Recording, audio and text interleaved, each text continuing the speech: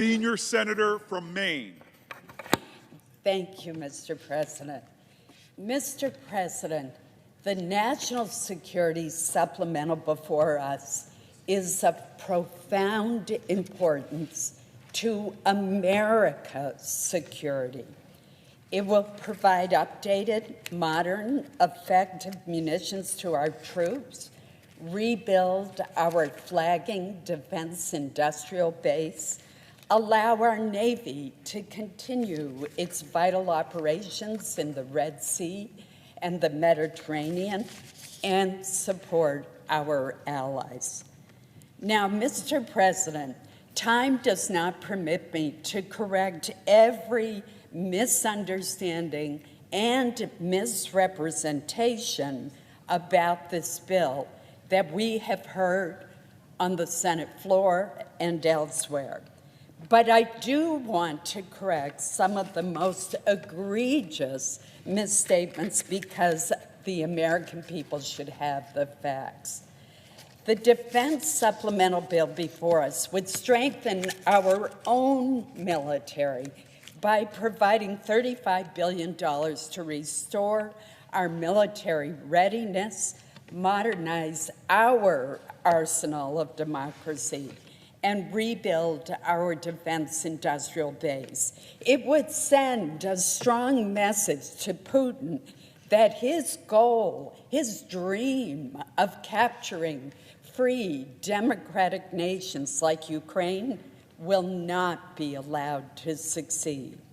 It would reassure our closest ally in the Middle East, Israel, which is battling terrorists who have killed more Israelis, more Jews, in a single day than since the Holocaust, who have taken as hostages babies and the elderly, and who are using innocent Palestinians as human shields. It would help deter a rising and menacing China, whose Navy now exceeds the size of our own. Each of these investments, Mr. President, is in our self-interest. It makes America more secure. A claim was made yesterday that this bill gives $238 million to increase U.S. troop deployments to Europe.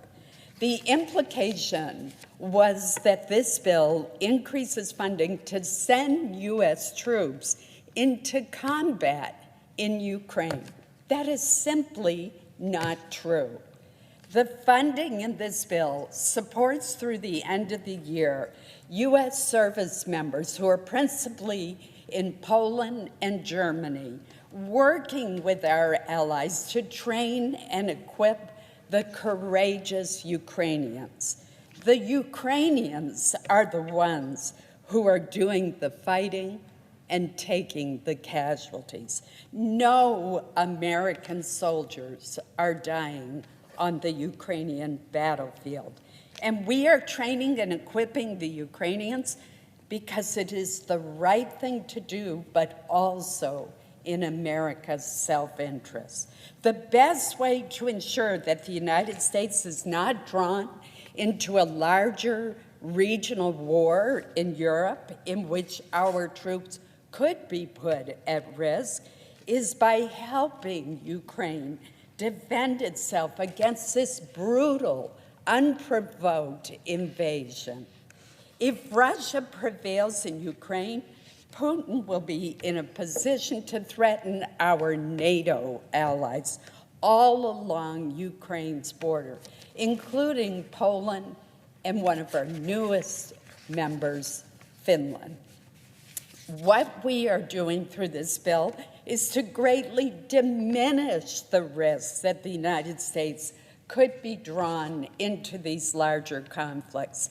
History is filled with examples of well-intentioned leaders who sought to avoid war, but who actually made war more likely by refusing to recognize the evil with which they were confronted.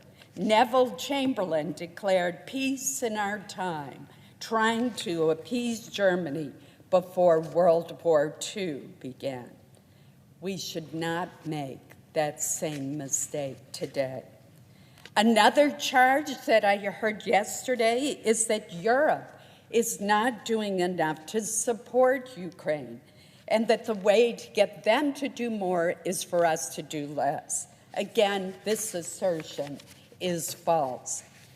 In terms of security assistance provided to Ukraine as a percentage of GDP, the only fair way to measure it, the United States ranks 15th globally. 15th. Estonia ranks number 1. Estonia has the same population as the state of Maine, 1.3 million people, yet it has provided 10 times as much as a percentage of its GDP as our country has to help the Ukrainians.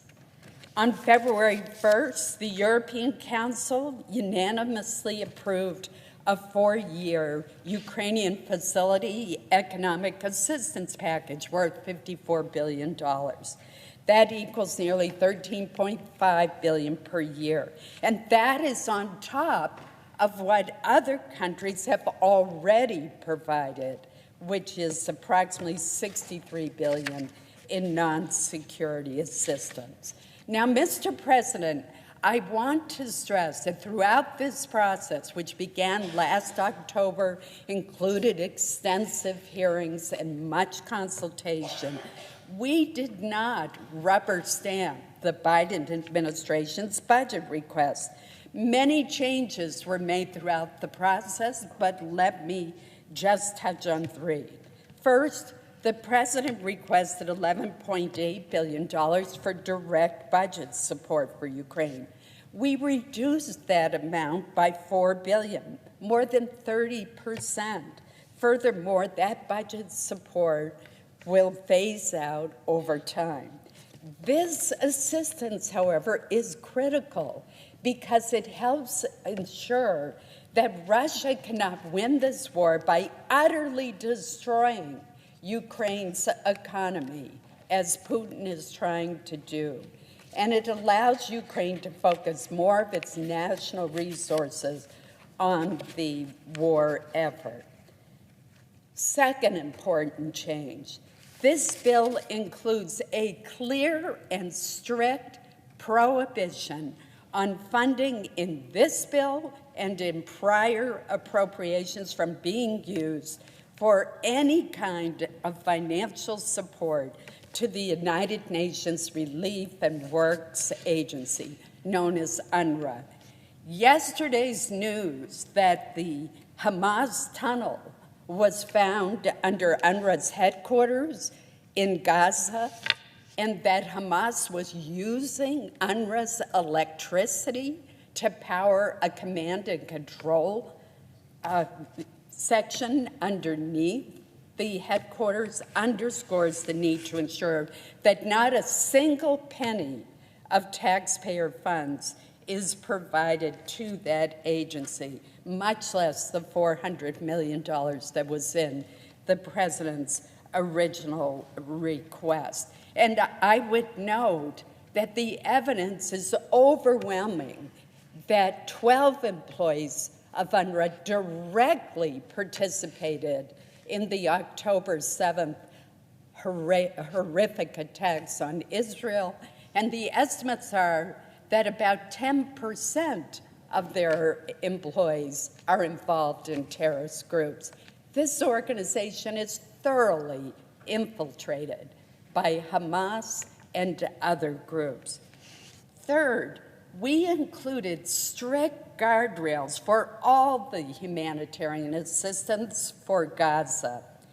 By March 1st, USAID and the State Department have to have procedures, processes, and policies in place that are developed in consultation with Israel to ensure that money is not diverted from the legitimate humanitarian assistance to Palestinian civilians to terrorist groups like Hamas. Now, it was suggested on the floor yesterday that we have no oversight of this assistance and no way of knowing where it is going. That is simply wrong. USAID delivers direct budget support through a World Bank mechanism whereby the funds that are released to the government of Ukraine are done so on a reimbursement basis for verified, pre-agreed categories of expenditures only.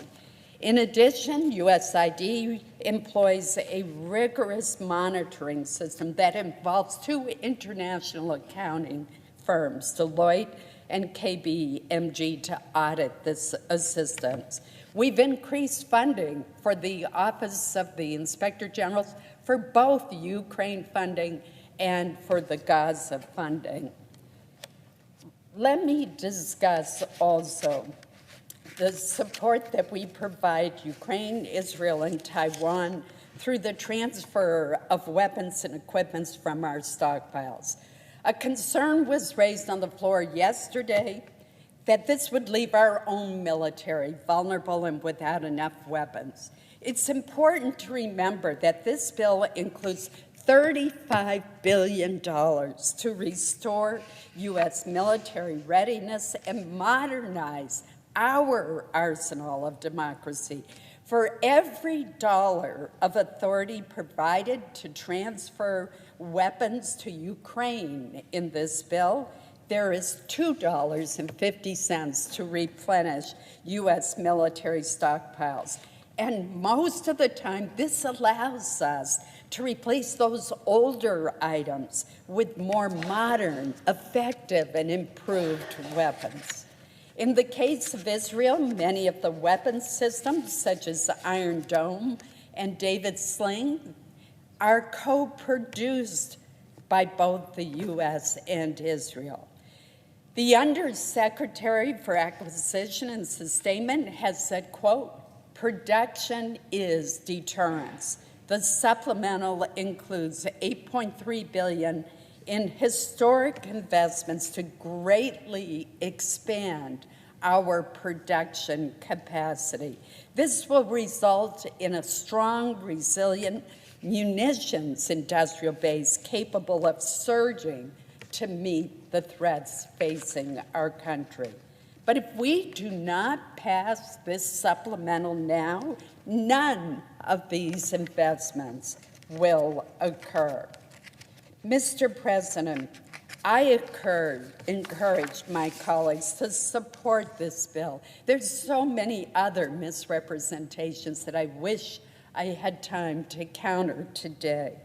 Let me tell you that this funding is desperately needed to strengthen America's military readiness, to help Ukraine counter brutal Russian aggression, to assist our closest ally in the Middle East, Israel, in its fight against terrorism, and to deter a rising and menacing China.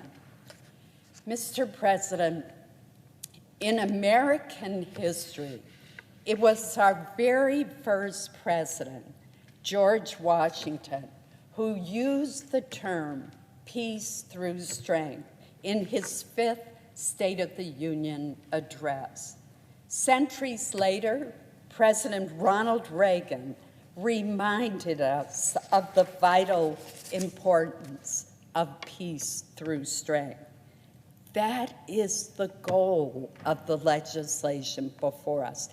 That is what it will accomplish as we meet the challenge of the perilous times in which we live. Thank you, Mr. President.